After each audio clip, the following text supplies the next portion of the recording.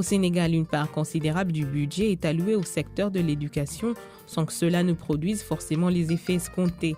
Le pays vient de boucler 10 ans de son plan décennal de l'éducation et de la formation, en abrégé PDEF, mais beaucoup reste à faire.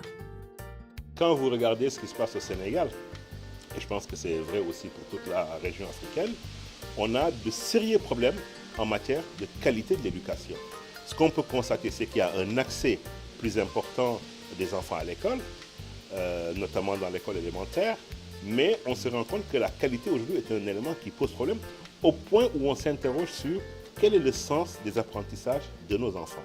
Et donc c'est un petit peu ce constat, qui est un constat véritablement partagé dans ce pays, qui nous amène à voir quelles sont les difficultés qui se posent en matière d'apprentissage, quel est le niveau, quel est le sens des apprentissages au niveau des enfants, de sorte à constituer, disons, une sorte de baromètre, d'éléments de mesure qui nous permettent de discuter avec les pouvoirs publics, avec les collectivités locales, les élus locaux, pour dire voilà les constats que nous faisons et voilà, disons, les aménagements, les réorientations que nous proposons en matière d'amélioration de la qualité des apprentissages au Sénégal.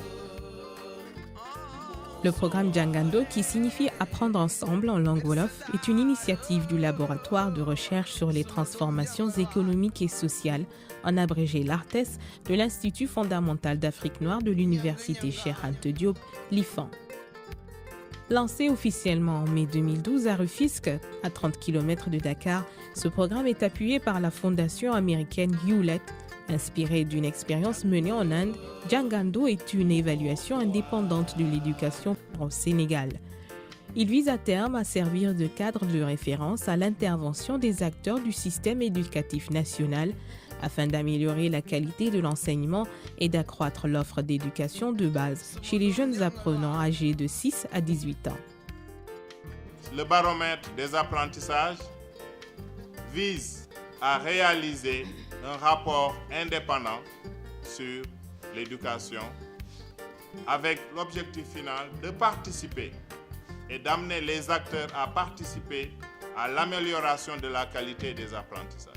Notre objectif, c'est de faire en sorte de susciter la prise de conscience sur les enjeux de la qualité de l'éducation au Sénégal, en développant des actions de mobilisation sociale et de plaidoyer sur la base des résultats que le baromètre aurait permis d'acquérir.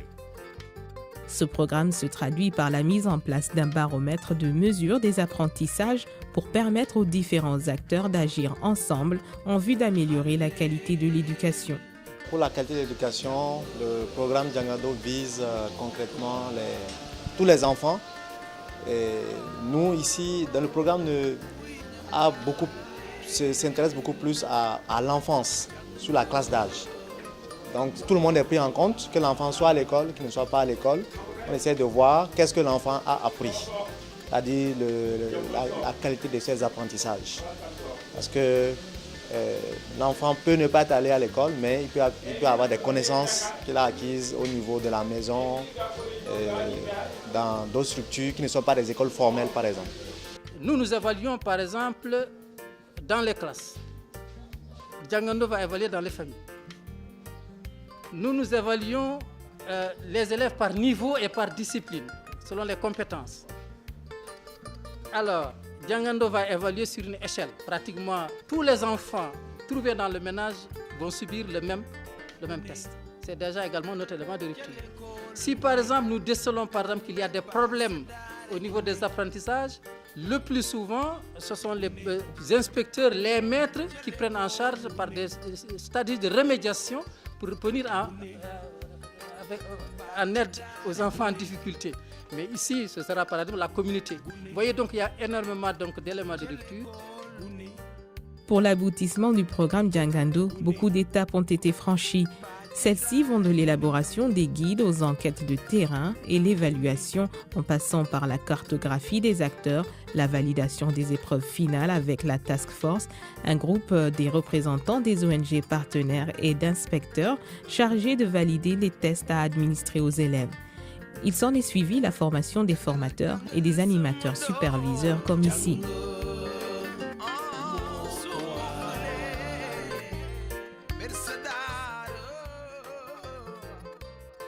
L'évaluation des apprentissages s'est passée dans 4 régions test du Sénégal que sont Dakar, Kolda, Diourbel et Saint-Louis.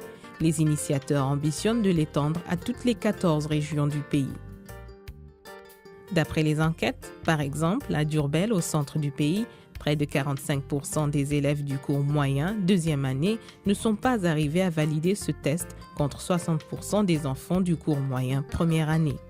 Au cours élémentaire, deuxième année et cours élémentaire, première année, ce sont respectivement 84,8% et 100%. Une fois ces enquêtes terminées, la suite a consisté en la restitution des résultats dans les localités où elles ont été menées, notamment à Dakar, Rufisque, Podor, Diourbel, Touba et Kolda. L'école peut être comparée à une case avec 3 pieds. Le premier pied, c'est l'État qui a le devoir régalien de l'éducation. Le deuxième pied, c'est l'éducateur qui a le devoir d'éduquer, d'enseigner. Mais l'autre pied, c'est le parent, c'est la communauté qui vous dit « Faites de mon enfant-là un citoyen accompli ». Enseigner, c'est faire esprit de sacrifice.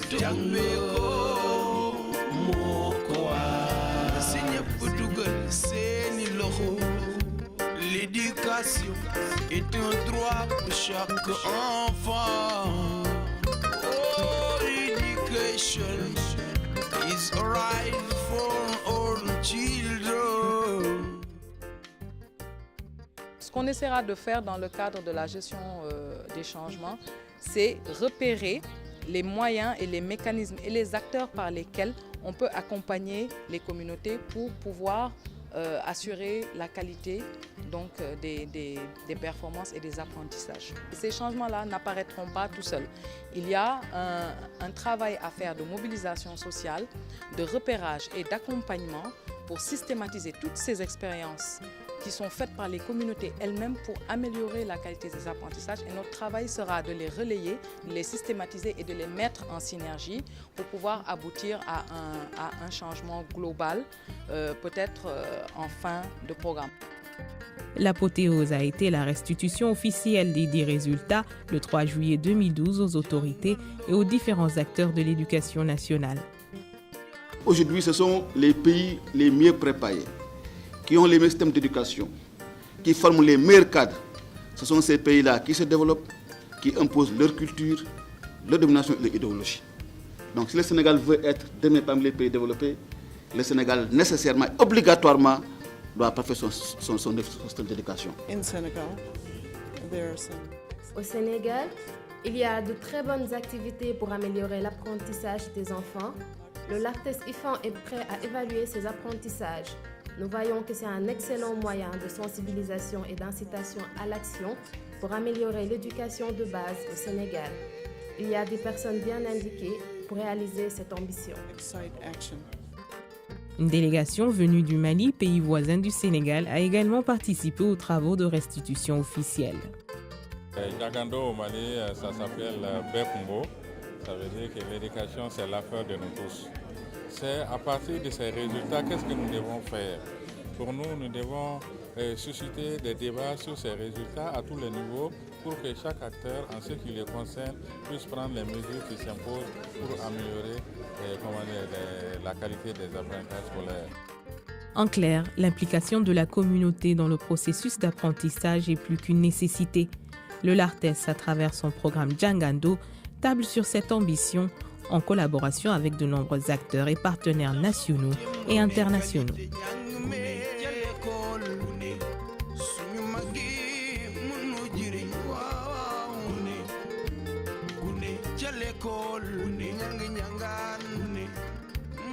Développement